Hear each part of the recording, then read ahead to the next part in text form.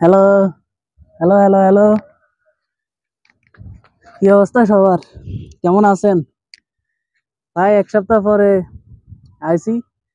দেশের যে একটা অবস্থা, কোনো কিছু নিয়ে আসলে কথা বলতে ভাল লাগে না। জানেন, যখন একটা দেশের মর্মান্তিক ইস্যু চলে আসে, তখন অ্যাকচুয়ালি কোনো কিছু ভাল লাগে না। এজ এ নাগরিক হিসাবে, এজ এ পার্সন হিসাবে, জিনিসটা অ্যাকচুয়ালি ভালো লাগে না। যেটা অ্যাকচুয়ালি কারো কাছে ভাল লাগে না। আর মানে অ্যাকচুয়ালি প্রায় অনেক বছর পরে আবারও নতুন করে একটি হট্টগোল বা গন্ডগোল শুরু হয়েছে, বা একটি সমস্যা শুরু হয়েছে, বা দেশে একটি সমস্যা শুরু হয়েছে, যেটা সবকিছু মিলিয়ে ভালো খারাপ সবকিছু মিলিয়ে অ্যাকচুয়ালি হচ্ছে, যেটা আমরা প্রায় 2012-13 সালের দিকে দেখেছিলাম। তার থেকেও খুবই ভয়ানক ভাবে হচ্ছে এখন আমাদের বাংলাদেশের অবস্থা, সবাই জানেন।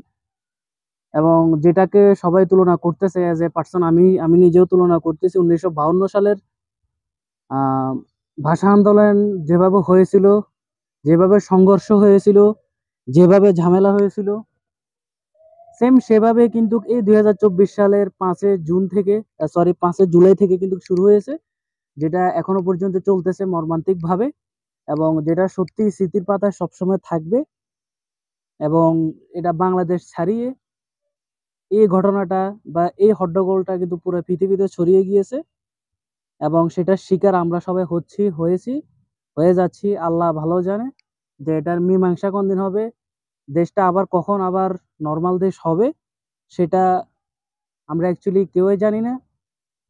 আর অ্যাকচুয়ালি এরকম একটা সিচুয়েশন, এরকম একটা ঘটনা, এরকম একটা সময় আমার বা আপনার আমাদের লাইফে আসবে, সেটা হয়তো বা আমরা এই আন্দোলনটার আগে একদিন আগেও আমরা এটা ভাবি নাই।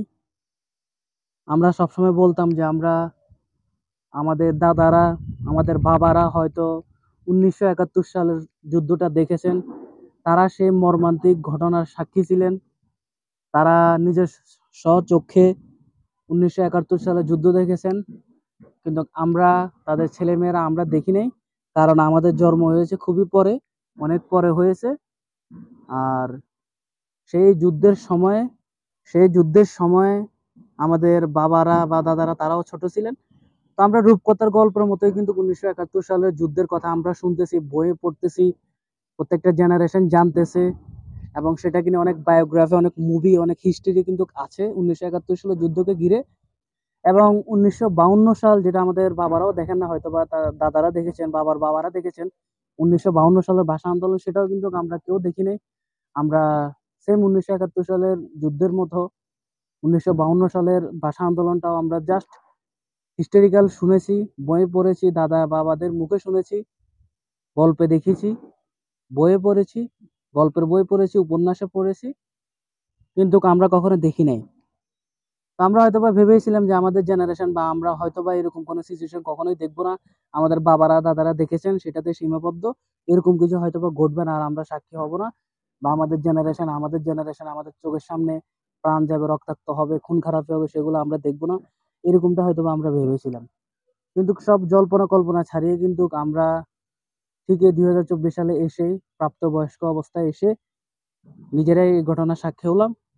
এবং খুবই মর্মান্তিক রূপ নিয়েছে এটা, যেটা পুরো ওয়ার্ল্ডে ছড়িয়ে গিয়েছে, শুধু বাংলাদেশ না, ওয়ার্ল্ডে ছড়িয়ে গিয়েছে। হয়তো বা দোনো পক্ষেরই কোনো না কোনো ভুলের কারণে, কোনো না কোনো ভুল সিদ্ধান্তের কারণে এই জিনিসটা এতদূর গড়িয়েছে, নয়তো বা গড়াতো না, এটাই স্বাভাবিক কথা। এখন অ্যাকচুয়ালি যেটার জন্য সবাই ভোগ ভোগ করতেছে। এবং জানেন যে বৃহস্পতিবার বিকাল বা সন্ধ্যার দিকে সন্ত্রাসীরা এই আন্দোলনটার সুযোগ নিয়ে, এই দাবিটার সুযোগ নিয়ে তারা বাংলাদেশের অনেকগুলা ঐতিহ্যবাহী জিনিসকে জ্বালিয়ে দিয়েছে। যেমন মেট্রো রেল স্টেশন ভাঙচুর করছে, আগুন ধরিয়ে দিয়েছে। ডাটা সেন্টার যেটা পুড়িয়ে দিয়েছে, যার জন্য আমরা এখনো পর্যন্ত নেটে ভোগান্তি করতেছি। এখনো পর্যন্ত আমাদের সিমের নেটওয়ার্ক আসে নাই।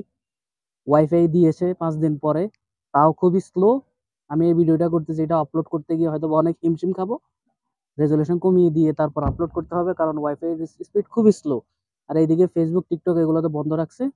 আহ এগুলার মাধ্যমে, ফেসবুকের মাধ্যমে বিশেষ করে সহিংসতা ছড়িয়েছে বেশি। এবং ফেসবুক বাংলাদেশের কোনো কমিউনিটি গাইডলাইন্স মানে না, কোনো পলিসি মানে না। যার জন্য আপাতত ফেসবুক বন্ধ রাখছে, এবং ফেসবুক এর কাছে বাংলাদেশের পক্ষ থেকে চিঠি পাঠানো হবে যাতে বাংলাদেশের আইনগুলো মেনে নেয় তারা, তাহলে ফেসবুক খুলে দিবে। সো যাই হোক, সেটা দেখা যাক। এক কথায় এই 1 মাসের তুমুল একটা আন্দোলনে, তুমুল একটা ঝামেলার কারণে আমাদের পুরো বাংলাদেশের সকল কিছু চেঞ্জ হয়ে গিয়েছে। আপনি যদি দেখেন যে অন্যান্য যতগুলো দেশে বাংলাদেশের মানুষ বাস করে বা প্রবাসী হিসেবে আছে, তারা সেখানে কিন্তু আন্দোলন করতেছে। কেউ সরকারের পক্ষে, কেউ সরকারের বিরুদ্ধে, কেউ একে দোষ করছে, কেউ ওকে দোষ দিচ্ছে, কেউ বিএনপি কে দোষ দিচ্ছে।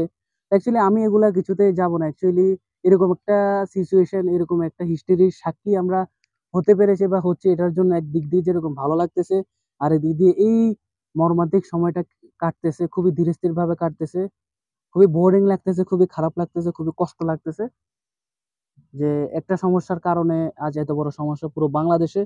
জানেন, টানা 5 দিন শুধু ওয়াইফাই না, সরকারি বন্ধ ছিল, মার্কেট হতে শুরু করে সবকিছু অনেক ভোগান্তি গেছে। এবং অলরেডি মেট্রো রেল স্টেশন যেহেতু পুড়িয়ে দিয়েছে, প্রায় 1 বছর মতো মেট্রো রেল মেরামত করতে সময় লাগবে। 1 বছর ঢাকার মানুষরা খুবই ভোগান্তিতে পড়তে হবে। আরো অনেক কিছু হয়েছে, আবু সাইদ ভাইয়ের মতো অনেকজন শহীদ হয়েছেন, এবং অনেক পুলিশরাও মারা গিয়েছেন, র্যাব সেনাবাহিনীর লোকেরাও মারা গিয়েছেন। এবং আমাদের মাননীয় প্রধানমন্ত্রী শেখ হাসিনা, উনি কিন্তু আজ 2-3 দিন বক্তব্যের মাধ্যমে সবকিছু সমাধান করার চেষ্টা করতেছেন, উনি কান্না করতেছেন। তো অ্যাকচুয়ালি সবকিছুর মাধ্যমে সবকিছু বিবেচনা করলে অ্যাকচুয়ালি আপনি এবার এদিকে ওদিকে সব দিকে আপনি কথা বলতে হবে।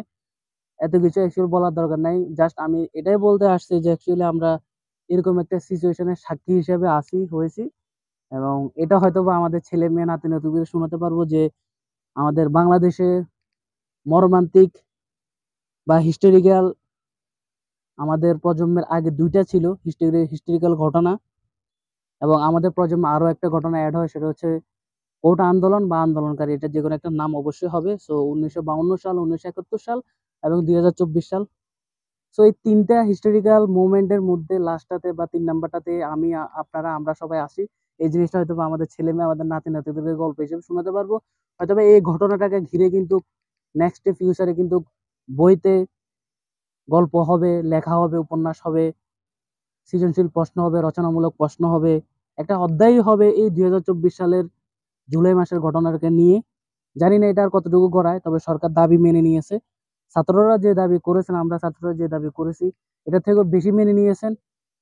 ছাত্ররা সবাই আন্দোলন করছিল যেন 20% বা 18% কোটা আনা হয়, এবং সেইখানে কিন্তু সরকার সুপ্রিম কোর্ট কমিয়ে শুধুমাত্র 7% নিয়ে আসছে। তার মধ্যে 5% হচ্ছে মুক্তিযুদ্ধ কোটা, 1% ক্ষুদ্র নৃগোষ্ঠী, এবং আরেক পার্সেন্ট হচ্ছে প্রতিবন্ধীদের জন্য এই 7%, আর বাকি 53%, সরি বাকি 93% কিন্তু মেধা ভিত্তিতে হবে বা নিজের যোগ্যতায় পাবে।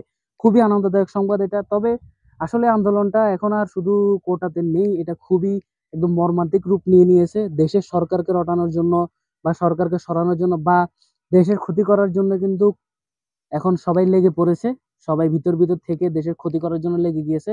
ছাত্ররা এখানে কিন্তু বলেই দিয়েছে যে আমরা আমাদের দাবির জন্য আসছিলাম, দাবি আমরা আমাদের মেনে নিছে, আমরা কোনো এসব ভাঙচুর মারামারি খুনাখুনিতে আমরা জড়িত না, এরা অন্য কেউ করতেছে। তো সরকার ছাত্রদের মেন যারা, তারা কিন্তু এই কথাটা বলে দিয়েছে। সো আমরা বুঝতে পারি যে ছাত্ররা এখানে জড়িত নেই, সন্ত্রাসী দল বা অন্য দল বা দেশের ক্ষতি করতে চায়, সরকারের ক্ষতি করতে চায়, এরকম লোকেরাই এই কাজগুলো করতেছে। তো যাই হোক, মেন কথা হচ্ছে যেটা আমাদের ভাগ্যে ছিল, সৃষ্টিকর্তা হয়তো বা এই দিনে এই সময়ে আমাদের জেনারেশনে এরকম একটা যুদ্ধ লেখা ছিল, যার জন্য আমরা দেখতেছি। এবং সবাই দোয়া করবেন যেন এটা খুব তাড়াতাড়ি মিটে যায়, এবং আর যেন খুনাখুনি ক্ষয়ক্ষতি না হয় আমাদের বাংলাদেশের, মানে বিহেভিয়ার যে জিনিসগুলো, যেগুলো দ্বারা আমাদের বাংলাদেশ উন্নত হচ্ছে, স্মার্ট হচ্ছে, সেগুলো যাতে আর ধ্বংস না হয়, এই জন্য সবাই দোয়া করবেন। সবাই যেন আল্লাহকে হেদায়েত দান করে, সরকার হতে শুরু করে সবাই মিলে যেন দেশের জন্য ভালো কিছু করে, এটাই। এবং সরকারকে অনেক অনেক ধন্যবাদ যে কোটা, বিশেষ করে কোটার মেন যে দাবিটা, ওটা সম্পূর্ণভাবে মেনে নিয়েছে, এবং খুবই আমরা যেটা আশা করছি তার থেকে অনেক বেশি কমিয়ে দিয়েছে কোটা। এই জন্য আমরা সরকারের কাছে অনেক অনেক কৃতজ্ঞ, অনেক অনেক ধন্যবাদ। মাননীয় প্রধানমন্ত্রী শেখ হাসিনাকেও ধন্যবাদ। আর আমরা ছাত্ররা সবার জোর গলায় বলতে চাই যে এখন যে যতগুলা সংঘর্ষ হচ্ছে, খুনাখুনি হচ্ছে, ভাঙচুর হচ্ছে, এখানে আমাদের ছাত্ররা কেউ দায়ী নয়, আমরা নেই। যারা করতেছে, যারা দেশের ক্ষতি করতেছে, তাদের অবশ্যই যথাযথ শাস্তি হওয়া প্রয়োজন, আর সেটা আমাদের সরকার অবশ্যই দিবে, সেটা আমরা আশা করি। তো যাই হোক, সবাই অবশ্যই সঠিকটাই জানবেন, সবসময় সঠিকটা শেয়ার করবেন। খুবই একটা যুদ্ধের মধ্যে দিন যাচ্ছে, সবাই দোয়া করবেন যেন আমাদের বাংলাদেশ আগের পর্যায়ে ফিরে আসে, ঠান্ডা হয়। এবং যারা অপরাধ করতেছে, যারা দেশের ক্ষতি করতেছে, আমার আপনার দেশ, এই গড়া দেশ ক্ষতি করতেছে, সে যে দলের লোক হোক না কেন, আল্লাহ যেন তাকে হেদায়েত দান করে এবং সেই জন্য এই পৃথিবীতে থেকে একটা সরকারের মাধ্যমে, আইনি মাধ্যমে একটা ভালো একটা শাস্তি পায়, তার যতটুকু প্রাপ্য ততটুকু শাস্তি যেন পায়, সেই দোয়াটা করবেন। এবং অবশ্যই সবাই সবার জায়গা থেকে সবসময় সঠিকটাই জানবেন, সঠিকটাই শেয়ার করবেন, কারণ মনে রাখবেন এই দেশটা আমার, এই দেশের ক্ষতি হলে আমার ক্ষতি, এই দেশের কোনো ভোগান্তি আসলে এটা আমার ভোগান্তি, আমার পরিবার ভোগান্তি করবে। সেই জন্য আমাদের দেশকে সুরক্ষা রাখতে হলে, ভালো রাখতে হলে আমি আপনি আমাদের সবাইকে নিজ নিজের জায়গা থেকে সঠিকভাবে থাকতে হবে, সঠিকভাবে দেশের সবকিছু প্রেজেন্ট করতে হবে। তো যাই হোক, সবাই ভালো থাকবেন, সুস্থ থাকবেন। আল্লাহ হাফেজ।